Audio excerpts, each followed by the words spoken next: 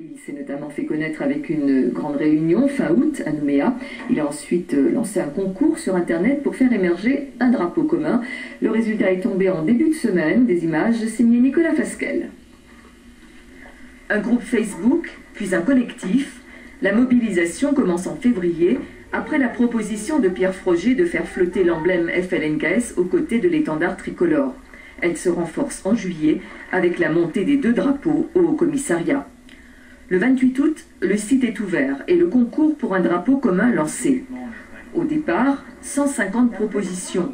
Au fil des éliminatoires, elles aboutissent à ce résultat: une flèche fêtière, un pain colonnaire et un utile sur fond rouge et gris. Ça a été représentatif des délégations calédoniennes à l'extérieur, etc. C'est pour ça que le gris et le rouge semblent une couleur intéressante. Au début, moi, sur le site Facebook, j'ai beaucoup discuté contre ces couleurs en disant que pour moi, elles représentent les vieux calédoniens. Je vois mon père avec ce vieux sweatshirt gris et rouge, là, qui est moche comme tout. Et les jeunes me répondaient: oui, mais nous on est jeunes et pour nous, c'est la Calédonie.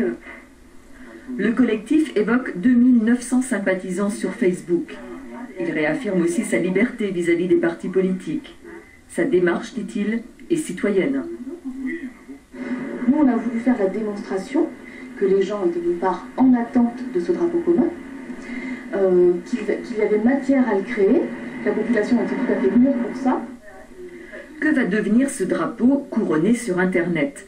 Le collectif aimerait bien que les institutions se saisissent du projet.